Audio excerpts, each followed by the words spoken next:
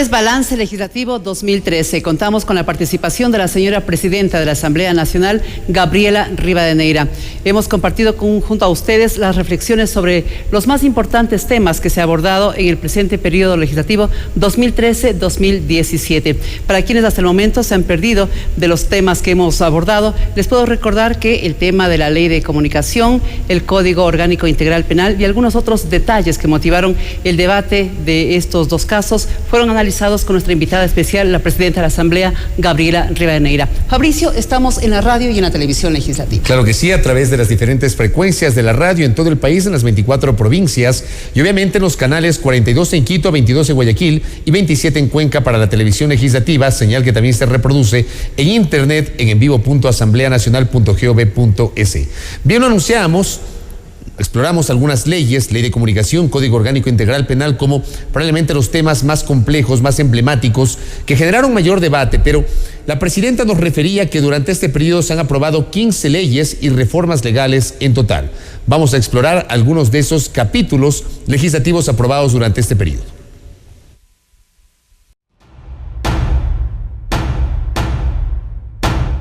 En el actual periodo legislativo, la Asamblea Nacional aprobó varios proyectos de ley que fueron publicados en el registro oficial y que llegaron del Ejecutivo con el carácter de urgencia en materia económica. Uno de los primeros proyectos aprobados fue la reforma a la Ley de Minería, a la Ley para la Equidad Tributaria del Ecuador y a la Ley Orgánica de Régimen Tributario Interno, con cambios respecto a la subasta o remate, mediana minería, capacitación a mineros artesanales, prohibición del uso del mercurio en la actividad minera, entre otros aspectos. Los mineros que están realizando esta actividad y no han sido censados por diferentes motivos, van a tener la oportunidad de demostrar que están en la actividad durante algún tiempo. Otro proyecto urgente aprobado fue la Ley Orgánica de Incentivos para el Sector Productivo, mediante la cual se establecieron beneficios a través de los certificados de abono tributario a favor de los exportadores, perjudicados por los cambios en los aranceles o sanciones unilaterales.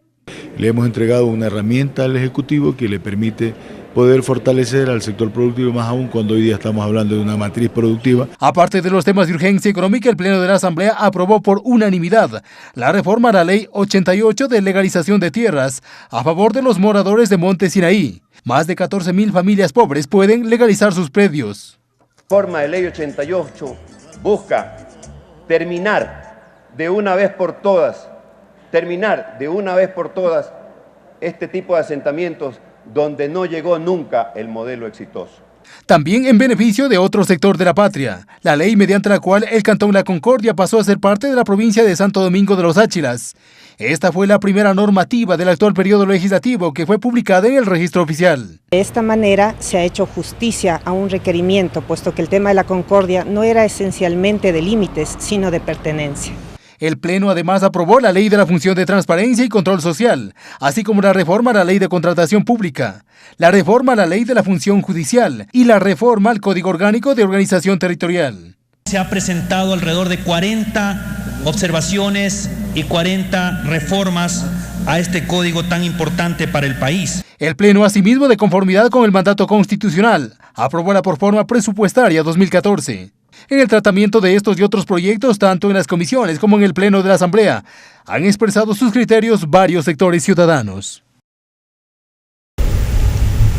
Señora Presidenta, el rol de colegislador que constitucionalmente lo debe cumplir el Presidente de la República, ¿cuánto influyó en el resultado legislativo de este periodo 2013-2017 en lo que va de su gestión en estos 7 meses?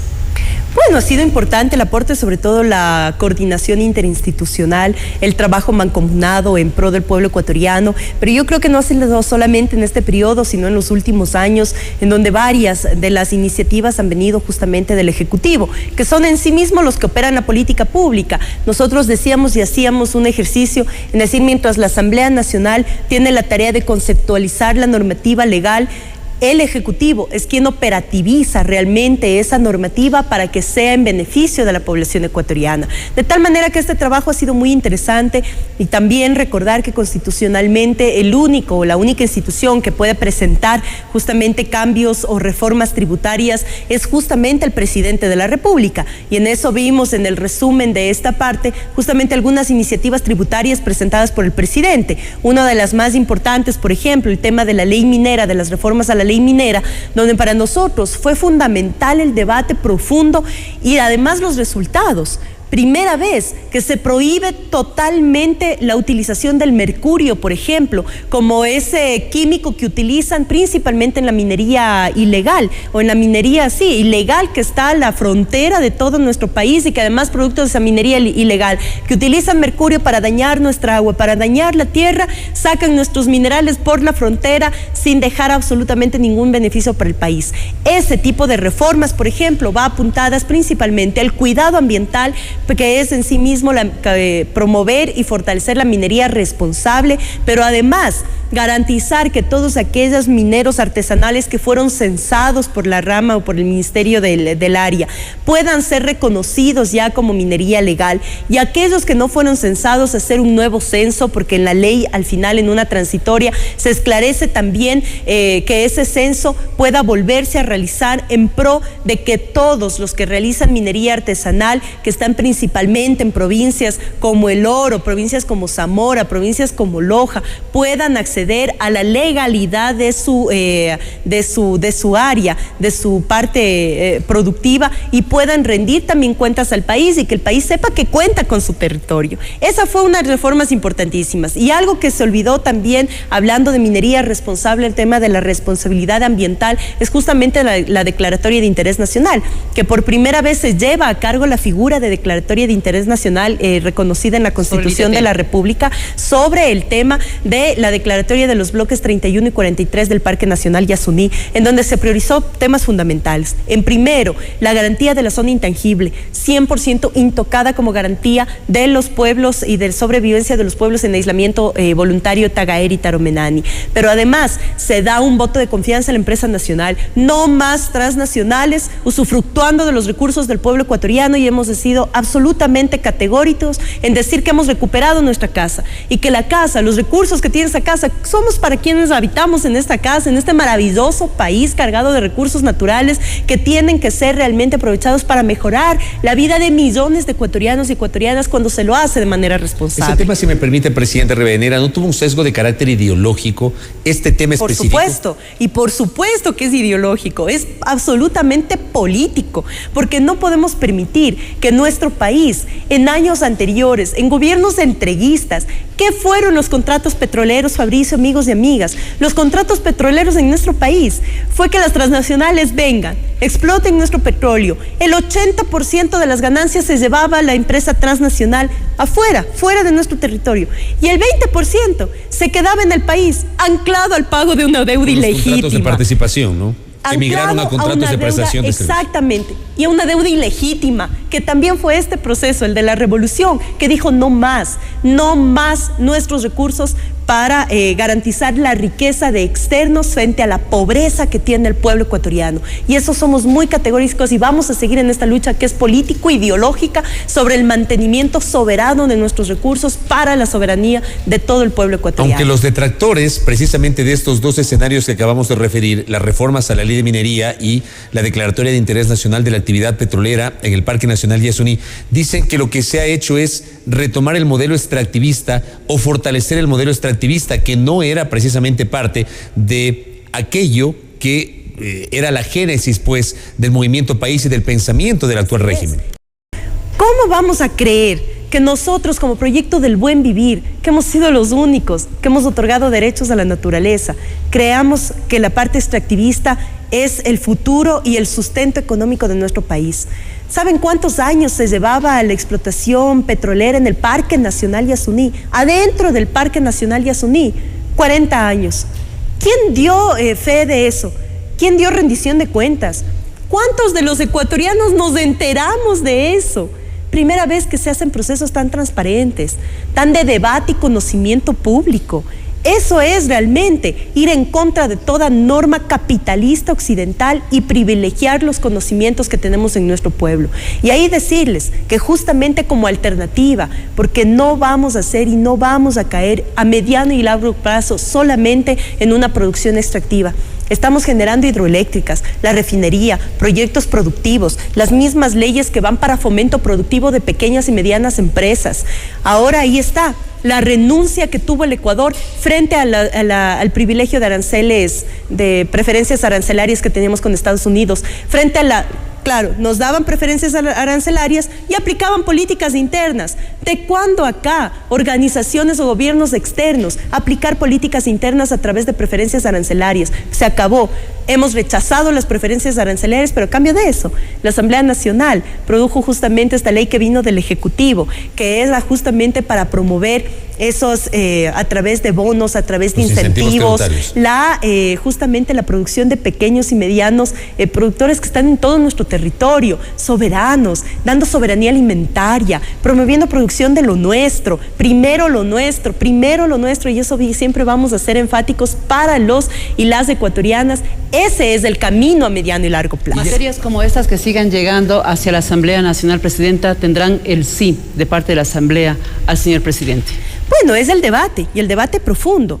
No olvidemos, por ejemplo, y este es un trabajo mancomunado, no olvidemos que para la declaratoria de interés, el presidente de la República pidió la declaratoria de interés, perfecto, pero después del debate se complementaron 16 puntos extras a esa declaratoria de interés para seguir precautelando nuestros recursos. Así es que sí es un trabajo mancomunado de total y absoluta, además, transparencia y amplitud. Jamás hemos negado esa relación que tenemos con el Ejecutivo, jamás lo negaremos porque somos parte de un mismo proceso político, pero también nosotros aquí como Asamblea, en nuestra autonomía, tenemos totalmente la capacidad de, a través del debate y de la discusión, poder alimentar esos requerimientos, poder decir si es que estamos por la vía correcta o poder decir qué otras alternativas podemos tener para no desviarnos de ese gran meta que tenemos nosotros, que es la construcción del socialismo del buen vivir. Y ya que hablamos de soberanía, precisamente el presidente de la República y el gobierno, desde el periodo legislativo anterior y también en este, ha remitido varios pedidos de denuncia de tratados bilaterales con otros países. Y la Asamblea también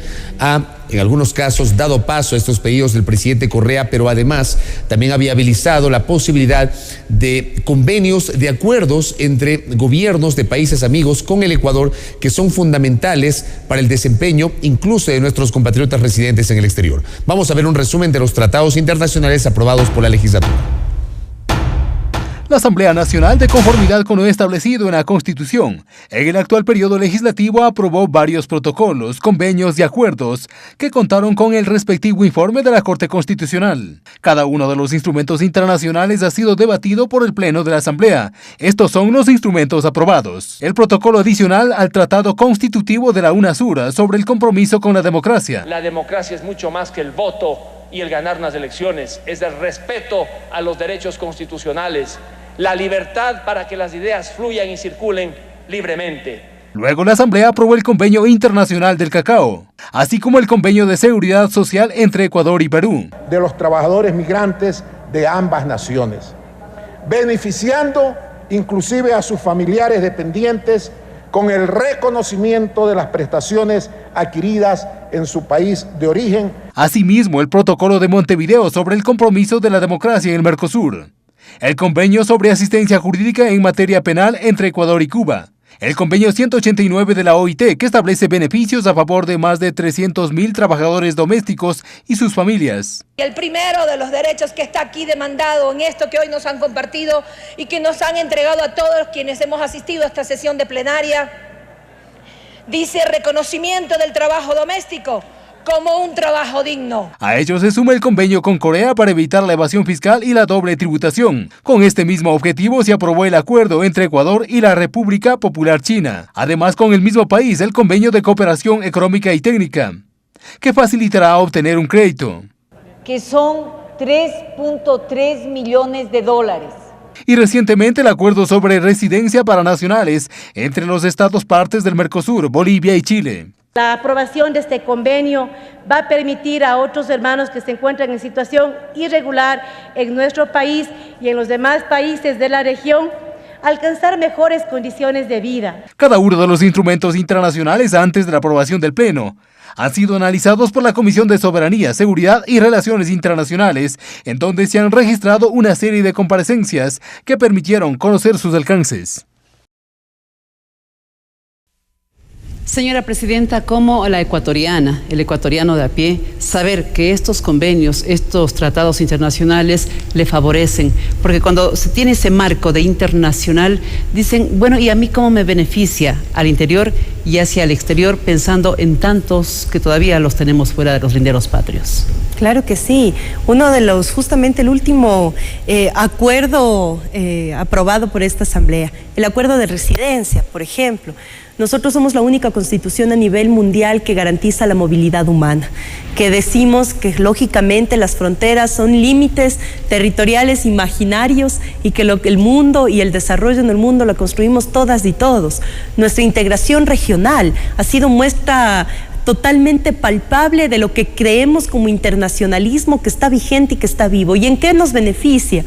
En que todos los migrantes que salieron, especialmente en aquella época de la crisis bancaria de nuestro país, y los que siguen saliendo ahora, buscando oportunidades especialmente de estudiantiles o laborales, profesionales, puedan tener en los lugares donde residen una vida digna, no estar perseguidos, no tener que correr frente a la normativa legal de los países en donde se encuentran, sino tener realmente esos derechos, esos beneficios que otorgan los países al vivir en ese país. Nosotros lo hemos hecho.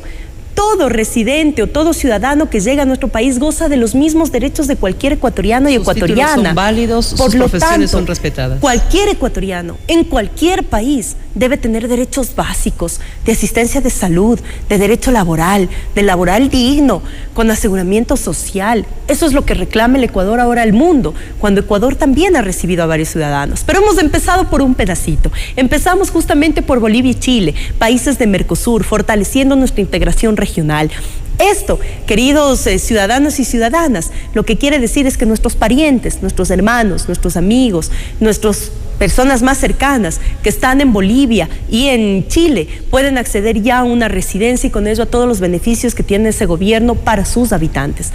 Esas son políticas de integración que siempre las vamos a seguir recalcando. Y en los convenios internacionales de comercio es justamente cómo implantar, por ejemplo, ya no la doble tributación, cómo hacer que la producción que entra al Ecuador como la producción que sale del Ecuador, especialmente hacia China, por ejemplo, tenga realmente un valor y el valor agregado sumado a la producción que beneficia al productor y con eso beneficia al país, de tal manera que son tratados realmente importantes que vamos a seguirlos haciendo y tratando, vale la redundancia, en lo que queda de nuestro periodo. Yo creo que siempre la coordinación, especialmente la cooperación en comercio, en producción, va a ser significativo cuando Ecuador esté ante un cambio de la matriz productiva. Eso para nosotros es una garantía de decir que cuando nuestro cambio de la matriz productiva esté dando sus frutos, como ya lo está dando, con producción de exportación, nuestra exportación en el exterior también va a tener un plus agregado a través de estos acuerdos comerciales. Siempre faltará tiempo, Presidenta Rivadeneira, para analizar los temas legislativos. Y yo quiero proponerle a usted,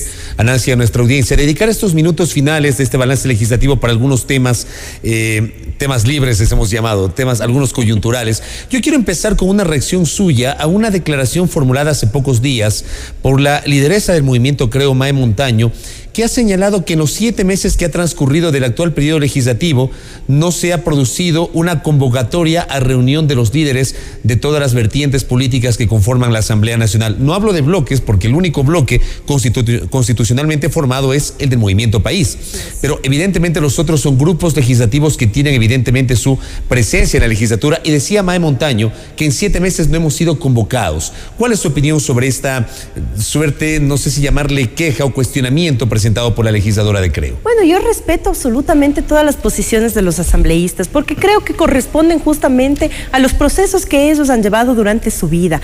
En este caso, yo he atendido absolutamente a todos las y los asambleístas, incluyendo asambleístas de otros partidos y movimientos que cuando han tenido alguna necesidad, cuando han tenido algún requerimiento, cuando han tenido algún aporte, lo han hecho sin duda alguna. Las puertas de mi oficina están absolutamente abiertas y siempre hemos invitado, no solamente al asambleísta Montaño, sino a todas y todos los asambleístas a que vengan, a que nos visiten también, a que también vengan a aportar, porque esa es una de las cosas que tenemos que hacer énfasis también, Fabricio y queridos amigos y amigas. Aquí estamos todos para aportar.